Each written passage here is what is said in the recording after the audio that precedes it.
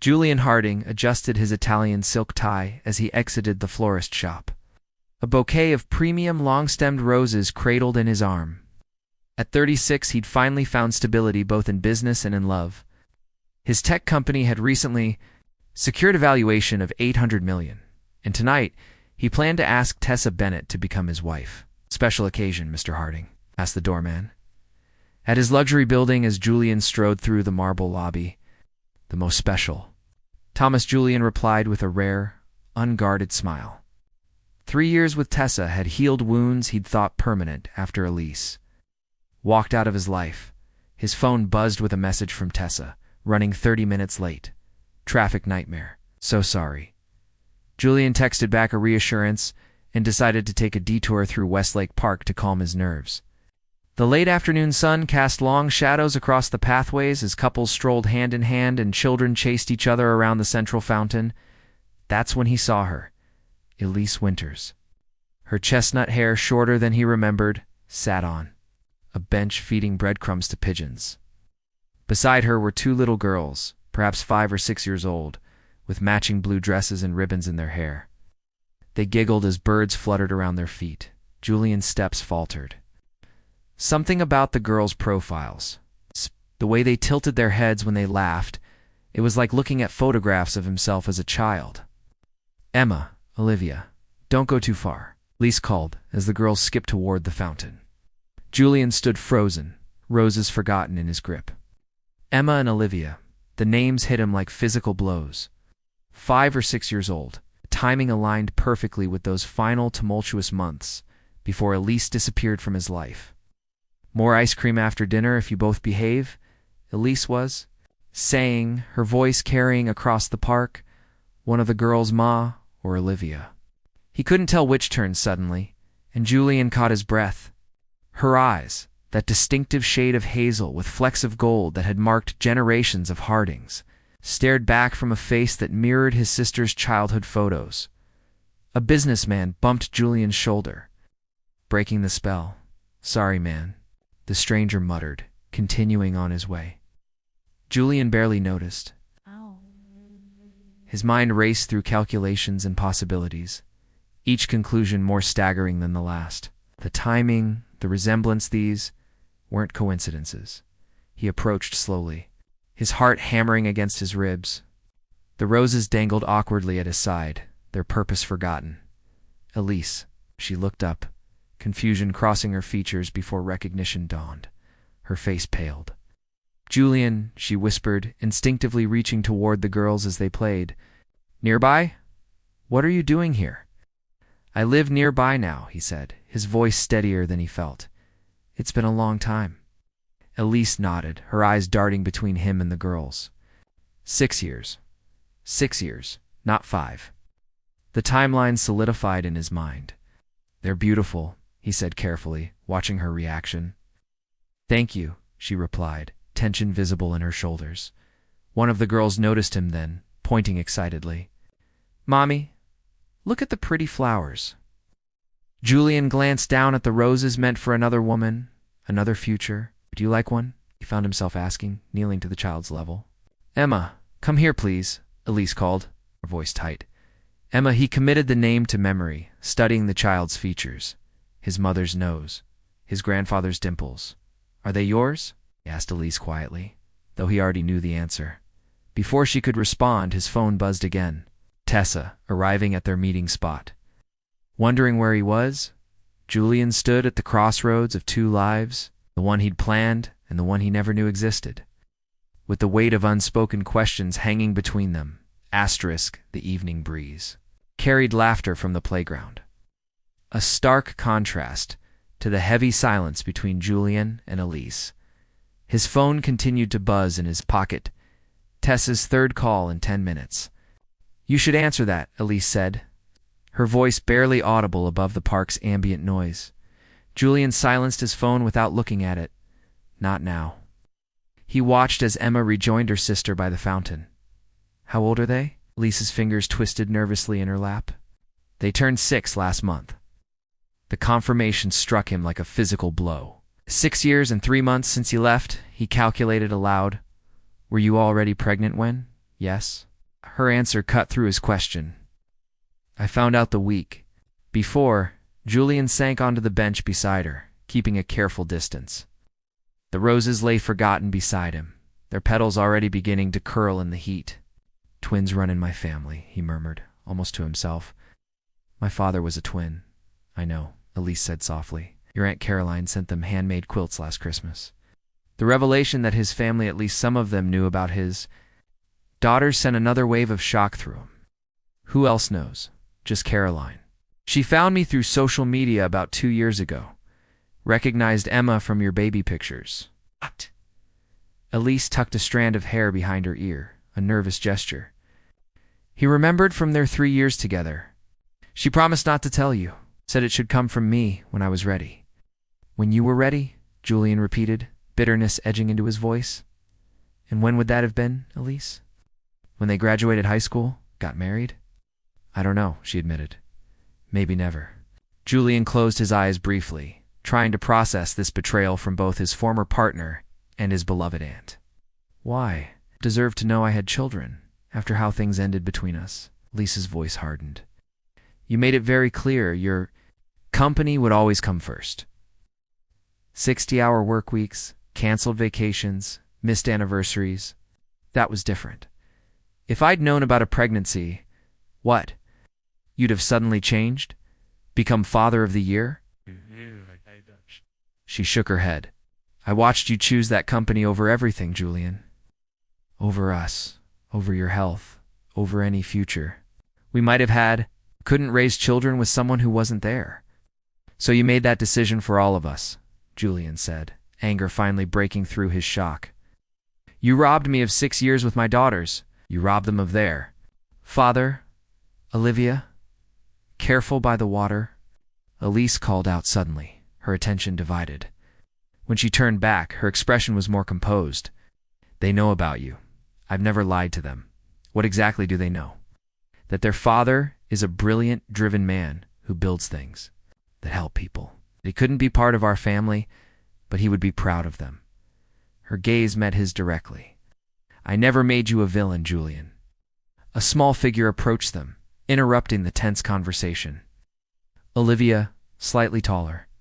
Then her sister, with a more serious expression that reminded Julian painfully of his mother. Mommy? Emma's shoes got wet, she reported dutifully. Julian found himself staring, memorizing every detail of his daughter's face, the small freckle near her right eyebrow, the slight overbite that would probably need orthodontic work someday, the intelligent assessment in her eyes as she noticed his attention. Are you Mommy's friend? She asked plainly. Before Julian could answer, his phone buzzed again. This time he glanced at the screen. Tessa had texted, getting worried. Are you okay? Should I call someone? The reality of his situation crashed down on him. In one hand, he held the phone connected to his carefully planned life with Tessa, the engagement ring still nestled in his jacket pocket.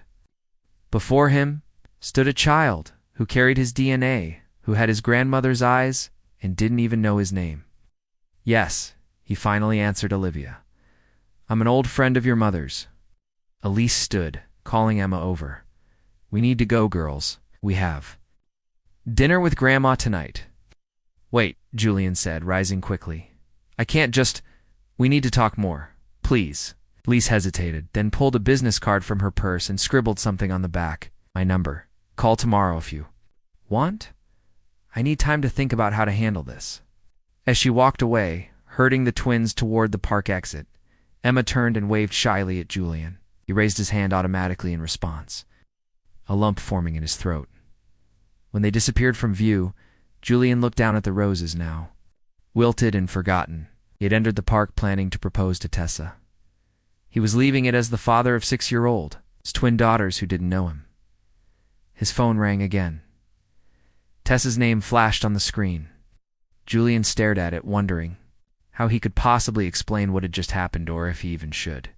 With a deep breath, he answered the call, his voice sounding foreign to his own ears. Tessa, I'm sorry. Something's come up. Something ... complicated. I need to cancel tonight. As he spoke, Julian watched a family walk past. Mother, father, 2 children swinging between their parents' hands, and felt an ache for something he hadn't known he was missing until today. Asterisk, asterisk. Julian stared at the spreadsheet on his computer screen, the numbers blurring before his eyes. 3 days had passed since the encounter in the park, and he had barely slept. The engagement ring remained in his desk drawer untouched. Julian looked up to find his assistant, Naomi, standing in his office doorway with a concerned expression. "Sorry," he mumbled, rubbing his eyes. "What was that?" "The investor call started 5 minutes ago. Everyone's waiting in the conference room." She hesitated. "Are you feeling all right?" "You seem distracted." Double quotes. Julian nodded automatically. "I'm fine, just tired."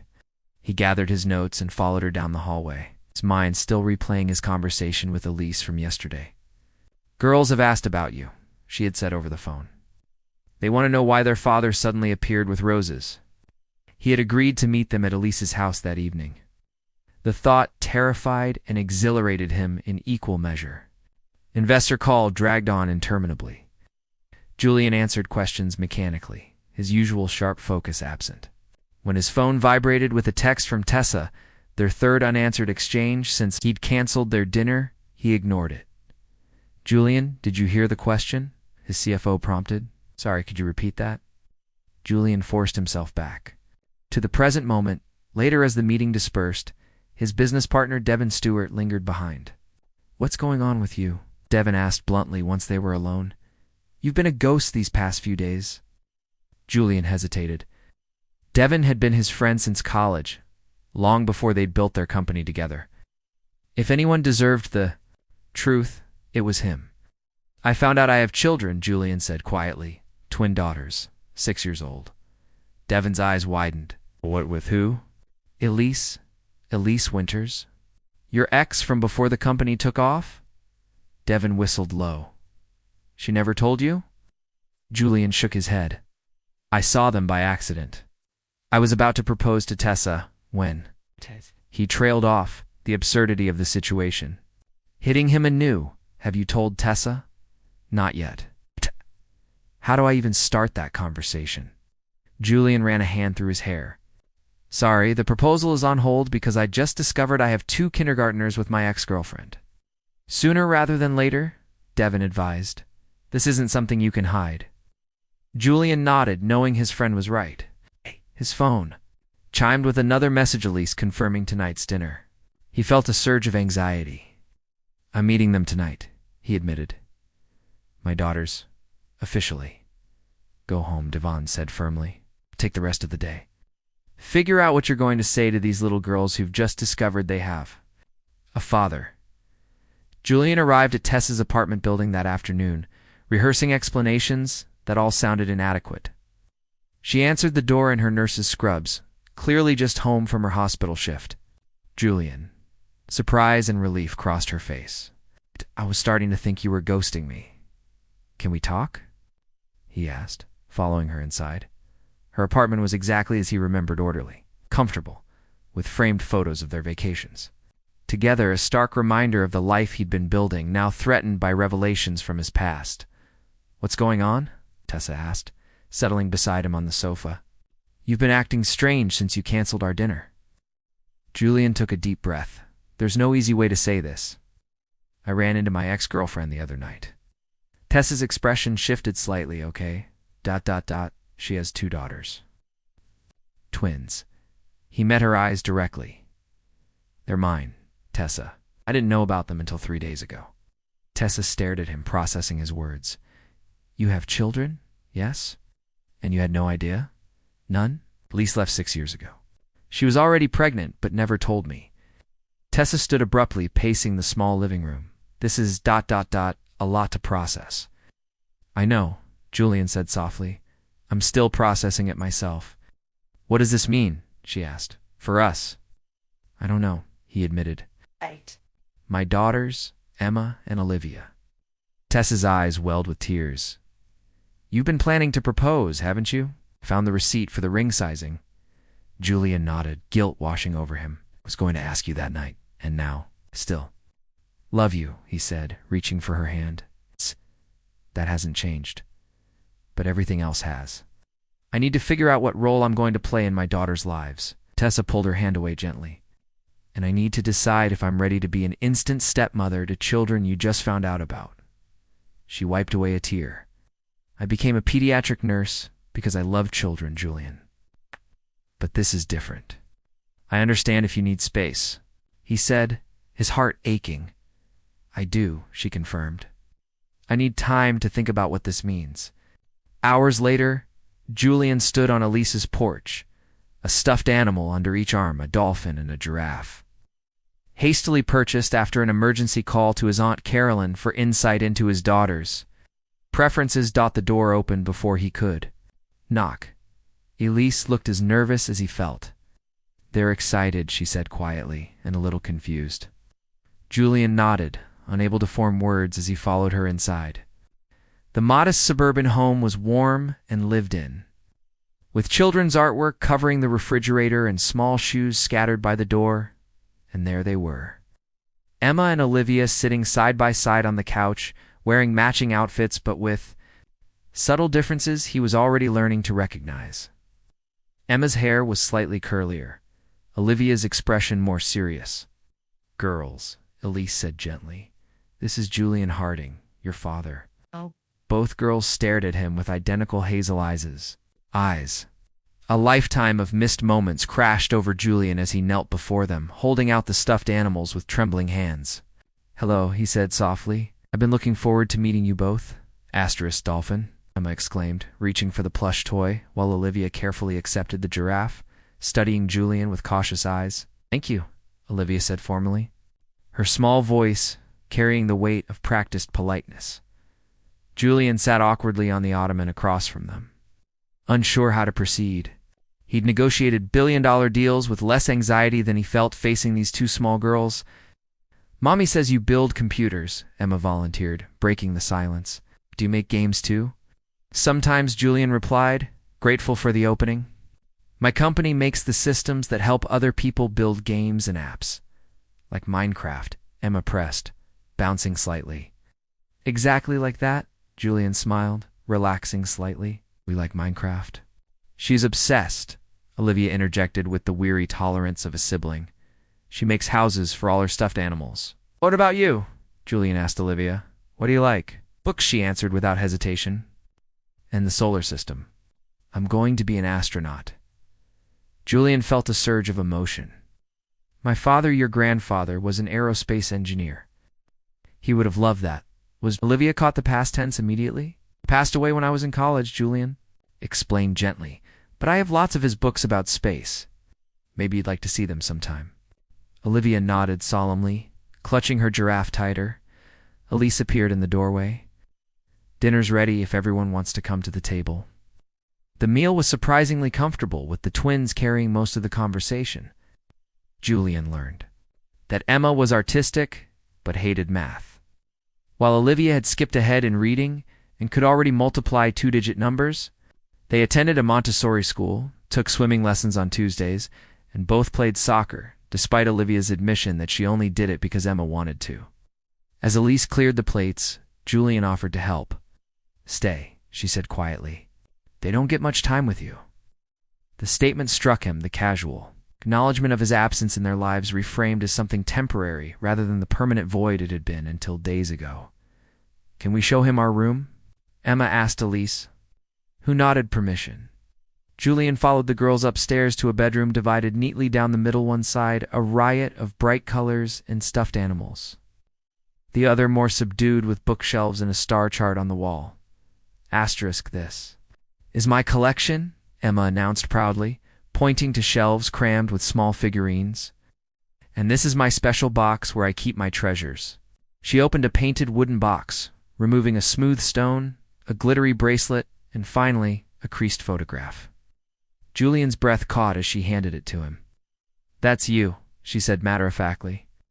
Mommy gave it to me when I asked what you looked like. The photo showed a younger version of himself at a beach, his arm around Elise, both laughing at something forgotten. I hadn't seen the picture in years. ***. Do you have pictures of us? Olivia asked, her question direct as always. Not yet, Julian admitted, his throat tight. But I'd like to take some if that's okay.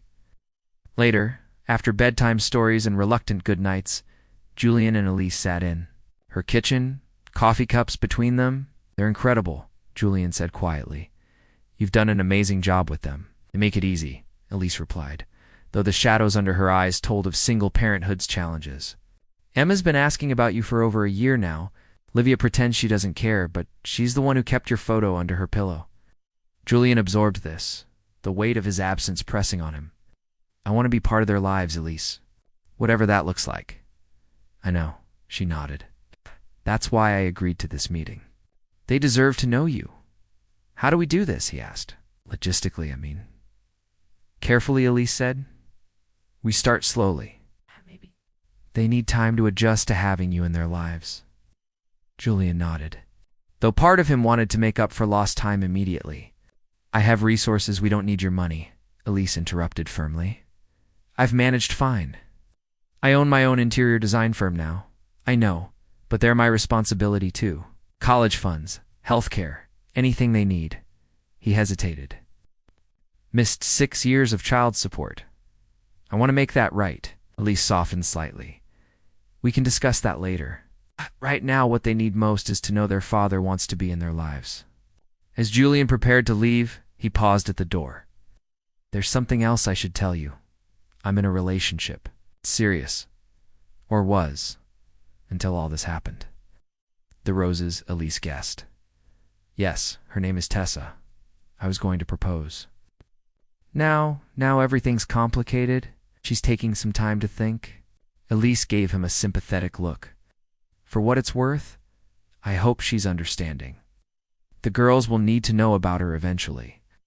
Julian nodded, the pieces of his fractured life seeming impossible to reassemble. I'll call tomorrow to arrange. Saturday. 3 weeks later, Julian sat in his office reviewing family court documents his lawyer had prepared regarding formal visitation and support arrangements. His phone chimed with a text from Devon. Conference room. Now, important. Julian. Found his business partner looking uncharacteristically serious. What's wrong? Brenner Investments is pulling out, Devon said without preamble. Apparently they've lost confidence in the leadership structure. What? Why? The investment had been all but finalized, crucial for their company's expansion. Plans. Richard Brenner saw you at the Botanical Gardens last weekend with Elise and the twins. Julian stared.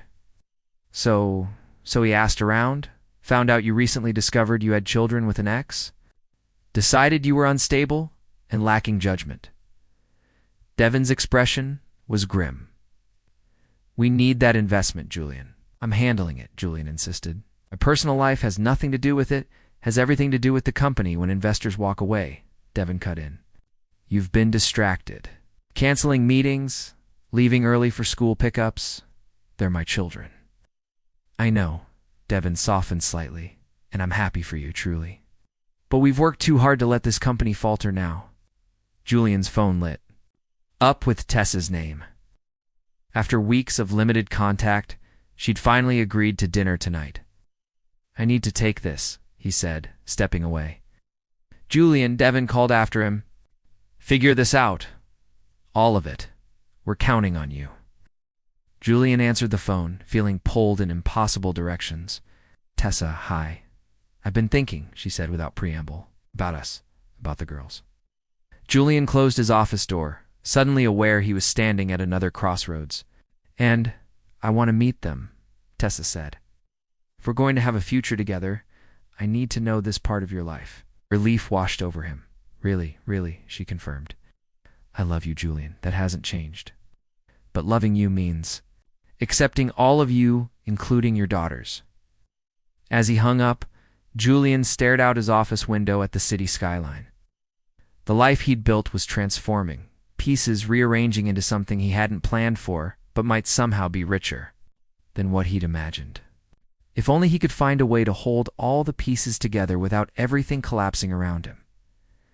6 months later, Julian stood in his kitchen, flipping pancakes, while Emma supervised with critical attention. You're supposed to wait for the bubbles before you flip, she instructed, perched on a stool beside him. Like this? Julian demonstrated with the next pancake, earning an approving nod. Perfect, she declared. Your mother said fruit, Julian reminded her, already reaching for the blueberries in the refrigerator. Chocolate has antioxidants, Olivia contributed without looking up from her book at the breakfast table. It's technically healthy. Julian suppressed a smile. Nice try, but we're sticking with blueberries. Maybe chocolate chips next weekend. The weekend routine had become familiar over the past month's Saturday mornings at Julian's penthouse apartment, which now featured a bedroom. Decorated half in space-themed blue, half in vivid pink. Sunday afternoons often included outings with Tessa, who had gradually formed her own relationships with the girls. The doorbell rang, and Emma jumped down from her stool. I'll get it. Check who it is first, Julian called after her, the protective instinct now second nature. It's Auntie Tessa, Emma announced, already opening the door. Tessa entered carrying shopping bags and wearing a warm smile. Over these months, Julian had watched her initial hesitation transform into genuine affection for the twins. Good morning. Pancake crew, she greeted them. I brought the decorations for tonight. Julian met her eyes over Emma's head, sharing a private moment of understanding. Tonight was Elise's birthday, and in a turn of events that would have seemed impossible 6 months ago, they were hosting a celebration for her at Julian's apartment, all of them together. What time is Mom coming? Olivia asked, marking her. Place in her book. 4 o'clock, Julian answered. Plenty of time to set everything up. Later, as the girls helped Tessa hang streamers in the living room, Julian's phone rang. Devin's name flashed on the screen. Everything all right? Julian asked, stepping into his home office. Better than all right, Devin replied. The Tokyo deal is finalized. Brenner Investments is back on board too, by the way. Richard was impressed with how you've stabilized your personal situation. Julian laughed softly. Stabilized. That's one way to put it. The board meeting is Monday at 9. They want to discuss the expansion timeline. Julian glanced at his calendar, where Olivia's science fair 8:30 a.m. was prominently displayed for Monday. I can't do 9. Can we push to 11? There was a brief pause. Yeah, we can make that work, Devin said, surprising Julian with his easy acceptance. 6 months ago, this would have sparked a tense conversation about priorities and commitment. Thanks. I appreciate it. How's the birthday planning going? Devin asked, his tone lightening. Chaotic, Julian admitted. But good chaos. After hanging up, Julian returned to the main room, where Emma was instructing Tessa on the precise placement of balloons, while Olivia methodically arranged presents on the coffee table. Daddy, when are we going to frost the cake? Emma asked. The term daddy now flowing naturally after months of careful integration. After lunch, Julian promised. Still experiencing that small thrill whenever they called him Daddy instead of Julian. At 4 o'clock, Lise arrived, genuine surprise registering on her face, despite the girls' poorly concealed excitement. All week, happy birthday, they chorused, leading their mother to the decorated living room, where a small gathering of friends and family awaited, Julian observed.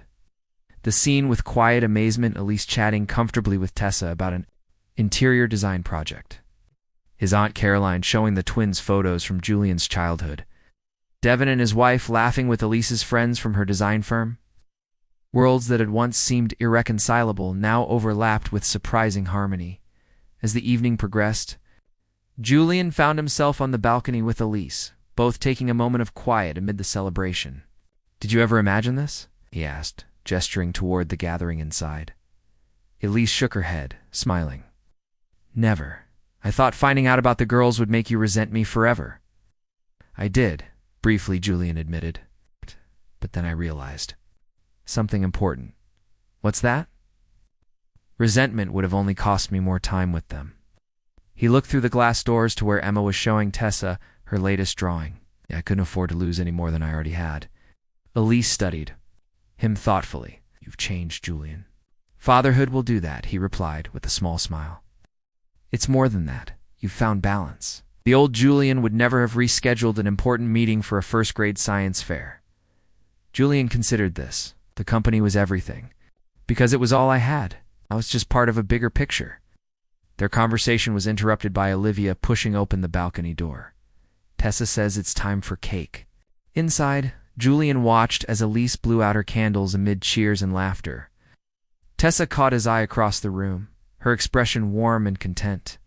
The emerald engagement ring on her finger caught the light, a different ring than the one he'd carried that fateful day in the park, this one chosen with input from two excited 6-year-olds. Later, as guests departed and the twins crashed from sugar highs in their bedroom, Julian, Tessa, and Elise sat together in the living room, surrounded by the comfortable disarray of the celebration. "The custody arrangement is working well," Elise observed, sipping her tea. "The girls seem settled with the schedule." Julian nodded. 3 days with you, 2 with us, alternating weekends. It's good. And after the wedding?" Elise asked, glancing at Tessa's ring. "We don't want to disrupt what's working," Tessa answered. "The new house has plenty of space, but we'll keep the same schedule." The trio had developed an unlikely alliance. United by their commitment to Emma and Olivia's well-being, the engagement, Julian's move to a family-friendly neighborhood, the carefully calibrated custody arrangement, all represented pieces of a complex puzzle they were assembling together. "I need to head home," Elise said, gathering her things. "Thank you both for tonight. It was lovely." "The girls wanted to do something special for you," Julian said. "They've been planning for weeks." After Elise left, Julian and Tessa moved through the apartment, quietly tidying up while the twins slept. "Happy?" Tessa asked, folding a stray party napkin. Julian considered the question, thinking back to that day 6 months ago, when he'd stood outside the florist shop with a bouquet of roses and a different future planned. The man he'd been then seemed distant, now focused on achievement, but missing the richness life could offer. "Happier than I knew was possible," he answered honestly, though not in any way I could have predicted. Tessa wrapped her arms around him. "Sometimes the best families are the ones we build along the way, not the ones we plan." From the hallway came the soft padding of small feet. Olivia appeared in the doorway, her hair mussed from sleep, clutching the giraffe Julian had given her the first day they met. "I had a bad dream," she said quietly, without hesitation. Julian and Tessa moved toward her. Their conversation paused, but its truth evident in their actions. As Julian lifted his daughter into his arms, feeling her small head rest trustingly against his shoulder, he realized that the path to this moment, however complicated and unexpected, had led him exactly where he belonged. "It's okay," he whispered, breathing in the faint scent of strawberry shampoo from her hair. "Daddy's here now." In her sleepy state, Olivia murmured words that cemented everything Julian had come to understand over these transformative months. Daddy's always here now. And he was not just physically present, but fully engaged in the beautiful complexity of this blended family. They were creating one that encompassed his daughters, their mother, his fiancée, and all the connections between them. A family built not from obligation or expectation, but from choice and love, and the willingness to embrace life's unexpected turns. As he carried Olivia back to bed, Julian caught sight of the family portrait Emma had drawn, proudly displayed on the refrigerator. In her childish rendering, she had included everyone Julian. Tessa, Elise, herself, and Olivia, all holding hands beneath a bright yellow sun. No divisions, no complications, just love, as seen through a child's eyes. Perhaps, Julian thought, as he tucked the blanket around his daughter's shoulders, that was the wisest perspective after all. Asterisk.